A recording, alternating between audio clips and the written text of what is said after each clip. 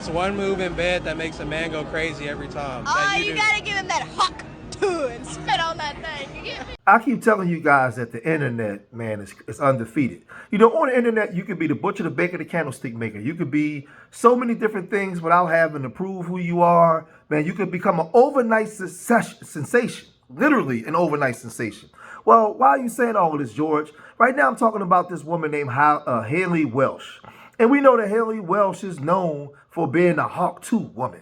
And what does that mean? Well, she not too long ago, she ran into some guys, Tim and D TV, and they have a channel that's on TikTok. And they was talking about what's wifey material and how can you acquire a wife. And she was like, well, Hawk 2, you gotta spit on that thing. And she's talking about spitting on a man's pipe. I mean, and using, the double grip and all that kind of stuff in order to keep a man.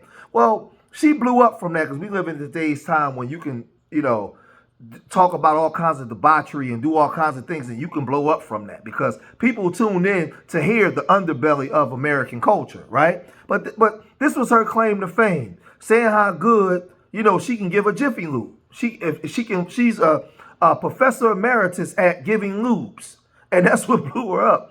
But now she's in hot water because she started this crypto coin called Hawk. And they're saying that there's been inside trader going on. The people are being scammed. The rug has been pulled up from under the bed. It's just a whole bunch of stuff, man. She's in hot water. Check this out. One of the most miserable, horrible launches I've ever seen in my life. Okay, then why the f are you on? I've been tracing it on chain for a while. You guys generated over $1 million in fees while y'all's fans got rug pulled. There was snipers, but there was also insider trading directly linked to y'all's creator account. What are you guys doing? No. That's not true. That is true. That's a fact. No, it's not. Well, it's a fact, and you can see it on chain. So yeah, we know. We trust me. We were there. We could answer that. You know about the insider trading? No, there's no insider trading. That's why we can answer it. Okay, so there's tokens going directly from the main account. Coffeezilla, just chill for a second. And then it's getting sold for 50K. Who is that? Definitely not us. You think we're doing this for 50K? Yeah, right. Talking to the wrong guy. You're used to these bullshit scammers out here. Not us. Now, we had... That's what everyone says, by the way. Listen, doesn't matter. No, I'm not everyone. There was a strategic allocation, right, through a foundation. Every single one of those was signed through a SAFT.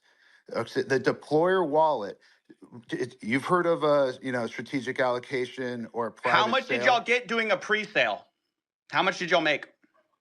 It's not that selling we out made. Your fans. So over here, can you give exact? Hold on, Coffeezilla, take a chill pill, brother.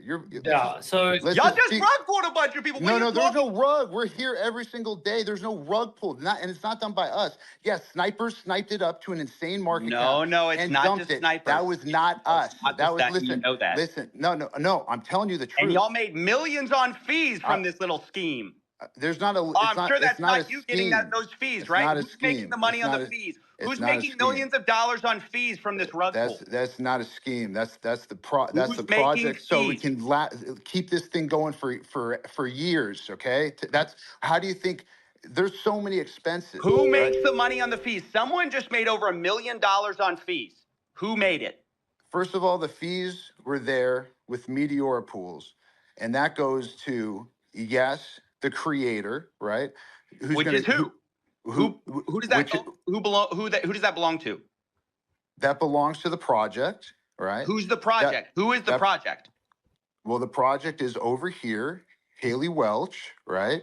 And how much does Haliey Welch own? This is Haliey Welch's project. So she owns all of it. Coffeezilla. Did she just make $1 million on fees on a rug pull? Do you know how much it costs for lawyer fees to create a foundation in the Cayman Islands, to hire directors? You think this stuff pays for itself, right? So y'all wanted to make the money on day one? I don't understand. I'm just asking. We're here every single day. Millions of dollars in fees from the rug. Day 2, day 3. This is how you run a project forever. Is you have to fund that.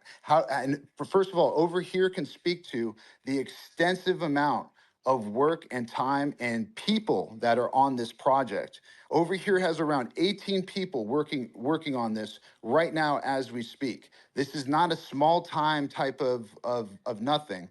We're really trying to do something here and not just do it for one day and do it for 2 days like you're So used to. who made the money? You haven't answered the question. Who made the money? How much did Haliey Welch make of that 1.8 million? It's a foundation that is running this project. How much does she own of it? It's a foundation. She owns zero of the foundation. So y'all made the money? No, I don't own the foundation either. A foundation in the Cayman Islands. Who profited? Over $1 million was just made. I'm telling you, a foundation that pays people out. And by the way, CoffeeZilla, I'm not asking you, questions that are irrelevant to the most important stuff that you said. Who cares where fees go? It goes to bills. It goes when to you're attorneys. charging 15%, it goes to accountants. It goes to directors. If you're charging it goes to 15% staff, on the rug pool, and you're profiting from the rug pool. There's no rug pull because we didn't pull a rug. I don't know what you're trying to say. It's not true. That's defamation. Doc, you're saying, do the math. Do the math. Defamation. You're saying that we pulled a rug. There was no rug pulled. 3%. You're defaming our character. Are you not going to bullshit. talk? You just talk over me. You talk over me. I'm hearing bullshit. So why? No, why you're am I not. You're talking over me. Let me just lay out your tokenomics. You guys released 3% to the Meteora pool, while you have 17% of the token allocation unlocked day one from your strategic allocation. Are you guys insane? What do you guys think exactly is going to happen when your insiders get sent their tokens? And by the way, who made the money from your 17% pre-sale while you're giving a tiny piece of the pie to the public? Like, what the hell? This is the worst tokenomics I've ever seen, and it is a scam. It's not a scam. The tokenomics are a scam. That's my opinion. You can say whatever you want about it. You can cry defamation. That's my opinion. It's a scam. Now they're in big trouble because now this alleged scam has went all over the internet. And one channel that's got wind of this is CoffeeZilla. Now, CoffeeZilla is a channel that has millions of subscribers. And millions of people tune in because he has a channel where he focuses in on scammers, right? And now they're under his radar as to being scammers, as you heard him basically pressing them on this issue, right? But then you have Myron. Myron. Myron tuned in and gave his opinion on this, and he said this. Yo, these Sims need to shut up while I'm talking. Look, bro, at the end of the day, you should have the common sense to understand, this girl got famous for talking about spitting on. Maybe I shouldn't invest in a coin that she's pushing because she's a dumb. So then you should go ahead and realize, damn, I'm not going to follow move when it comes to crypto. And then they get rug pulled prize. I'm just saying, have some common sense. Don't follow.